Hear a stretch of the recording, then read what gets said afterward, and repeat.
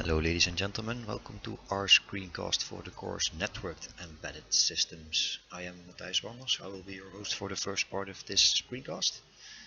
So let's get started. Our project was about making a wireless sensor network for greenhouse monitoring. So I will tell you something about our goals, about the setup we want to use and about the results we obtained. So let's start with the goals.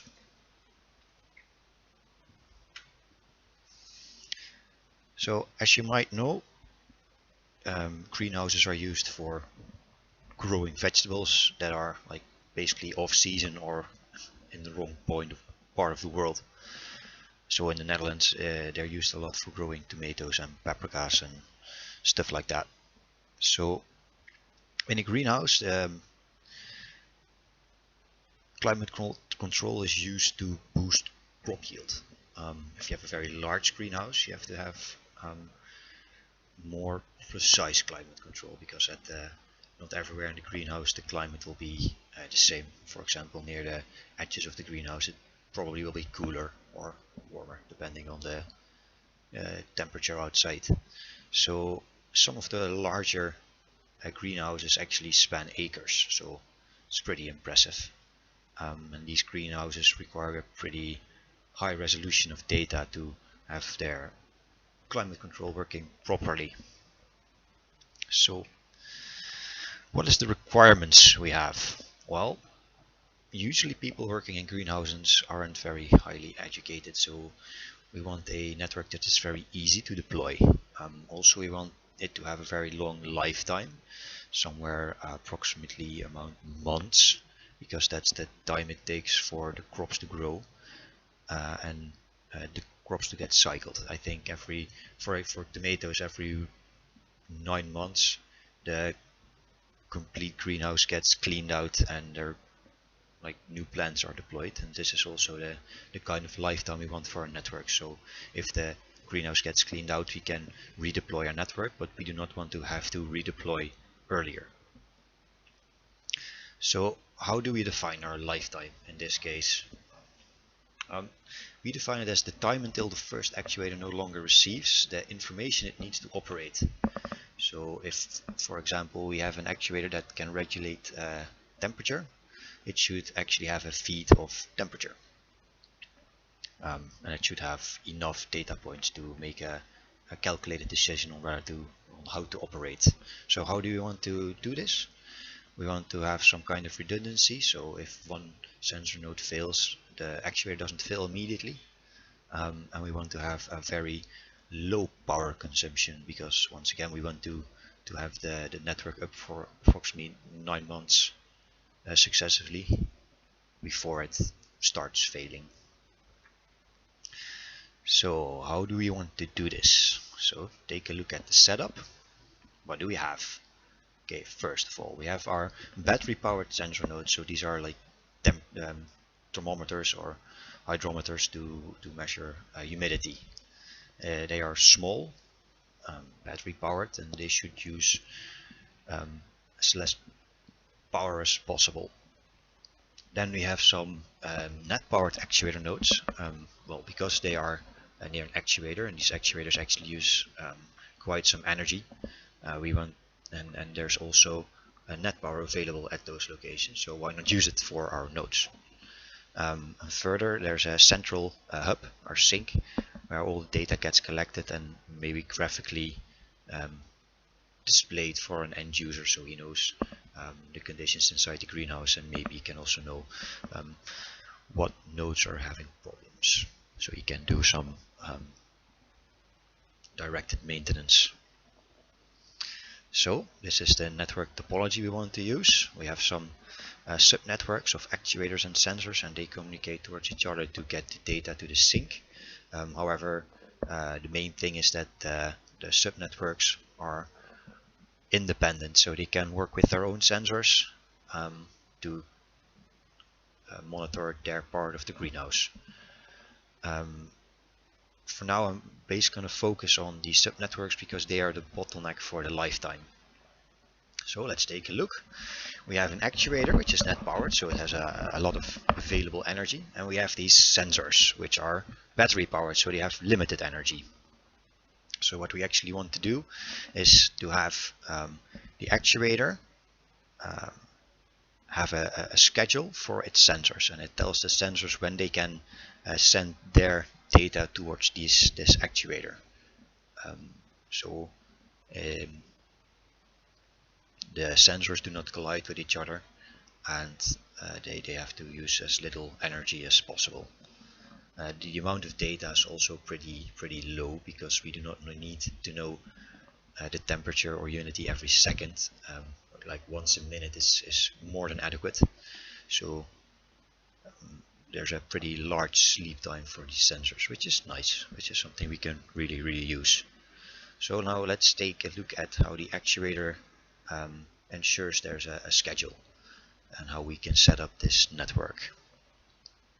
So here we have this actuator. I will show you the flow chart. It's a nice flow chart. So let's take a look at it.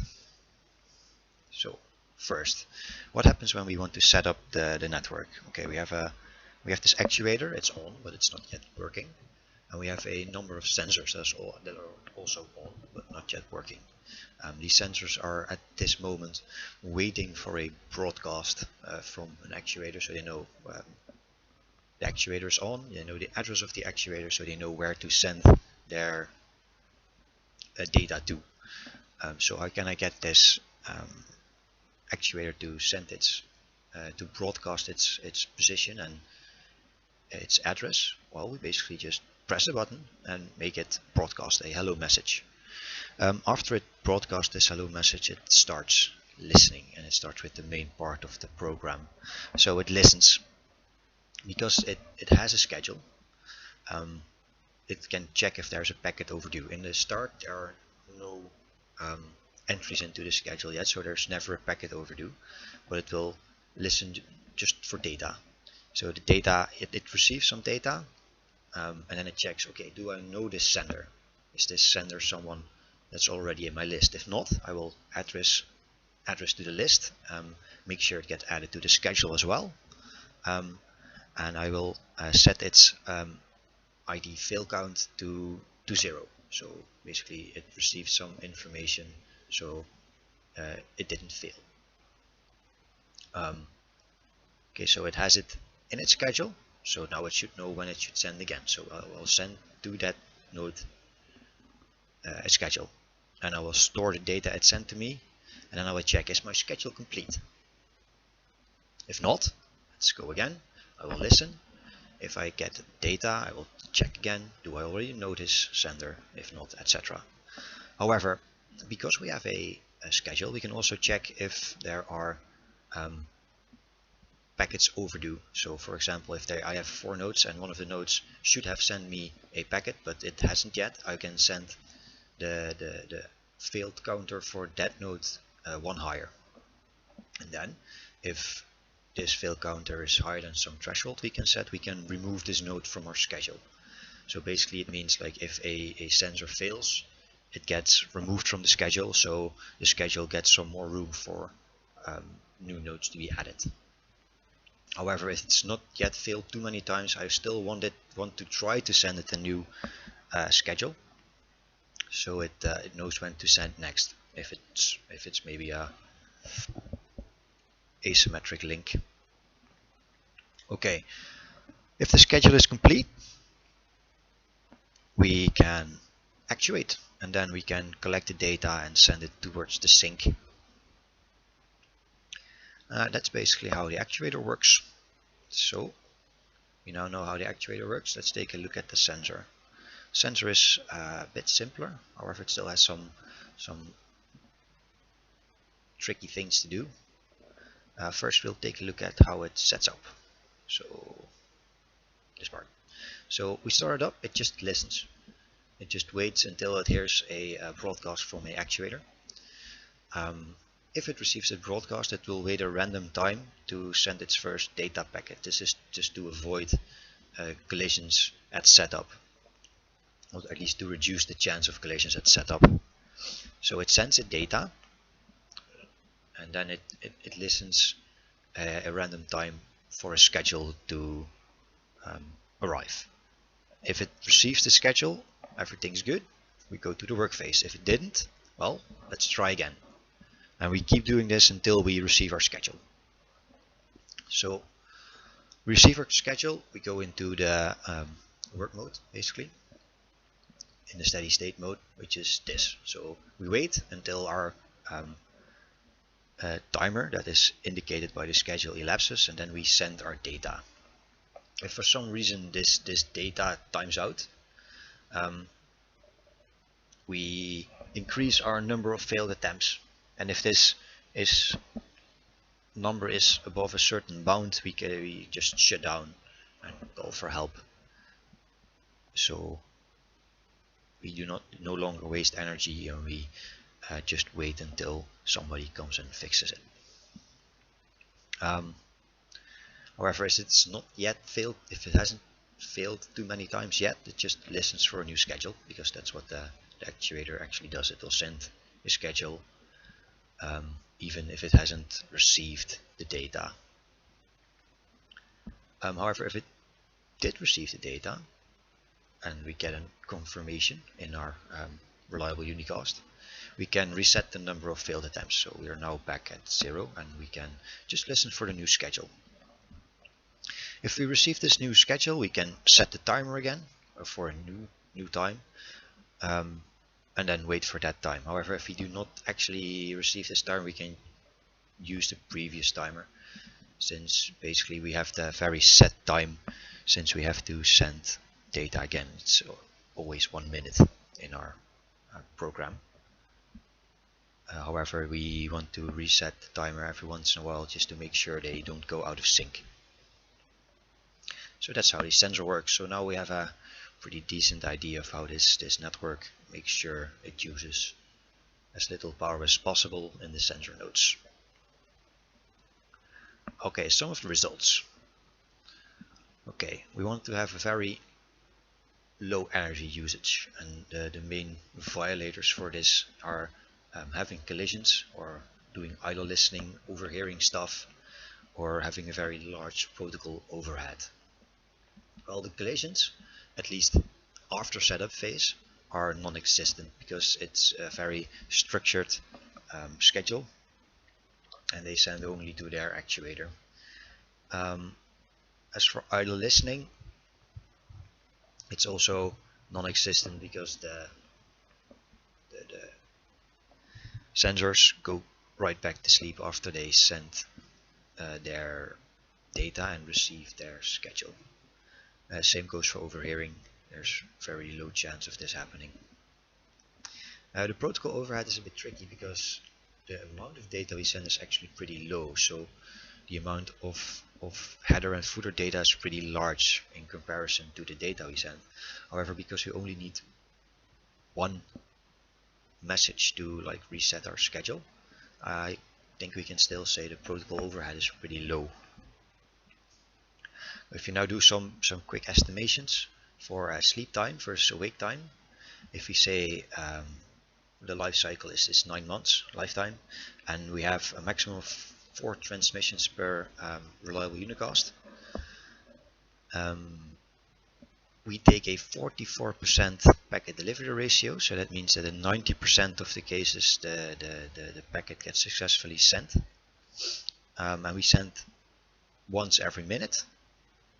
Then we can calculate an approximate awake time 15 hours in these 9 months, which is only 0.2%. So that's pretty nice. That's it for this part of the presentation. I will now hand you over to one of my groupmates who will tell you something about our simulation.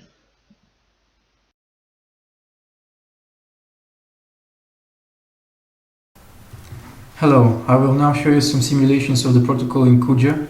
The first scenario has the following setup. We have 4 sensor nodes and 1 actuator, and in the steady state we want each sensor node to send its data once a minute within a certain 1 second time slot. Let's see how the network distributes the time slots. Currently we have all the nodes started up, but they're not connected to the network yet. Each of them is waiting for an actuator advertisement. So let's advertise by clicking the button on the actuator. Now we see a lot of communication happening. Let's allow it to run for a few virtual minutes so that we can analyze the results later.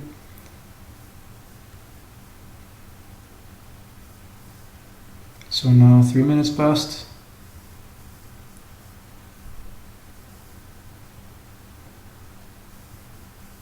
Okay, let's pause it now and see what happens from the viewpoint of a certain node, for instance node 2.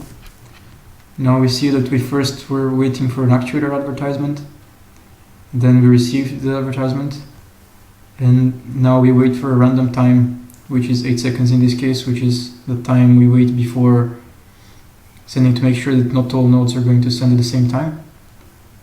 And then we wait, after sending our data, we wait again either for 11 seconds or for a new schedule which we receive from the actuator. So we do receive almost immediately a schedule from the actuator which tells us that we should submit again in 73 seconds, which means that we sleep and then we wake up again in 73 seconds, we send data, and we see that we receive an order to send again in 60 seconds, which means that we hit our time slot perfectly, so no need to adjust that, and we just need to wait for 60 more seconds. And then we see again, we also hit it perfectly, so it means that we are sending at the correct time. Let's see what happens to node 3. We see a similar story. The first time we had to send in 70 seconds and then in 60. So we did hit the time perfectly. Node 4, same thing. Node 5, same story. Let's see what happens now from the point of view of the actuator. So first we broadcasted our advertisement, and then we see that we receive data from sensor node 2, and we tell it that it has to submit within 73 seconds, and then sensor 3 should send within 70 seconds, and then after the first initial cycle we can see that all other transmissions have to be within 1 minute, which means that all nodes are now following the correct schedule.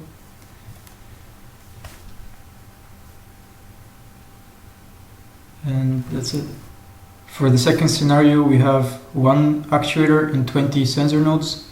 We can see again from the point of view of a single node, sensor node, that in the beginning it sent its data at some point, and then it had to send within 43 seconds, but after that every time it hit its interval correctly, then it only has to send once every 60 seconds. We can also see what happened from the point of view of the actuator. Here we see that in the beginning all nodes are sending at incorrect times, so they need to wait varying amount of times until their next submission. But after that, when we achieve the steady state of the network, every one of them has to submit within 60 seconds. We can also see that in the beginning we had several timeouts at the 34th and until 37th second, but after that there are no timeouts and everything happens correctly. And this was it for the second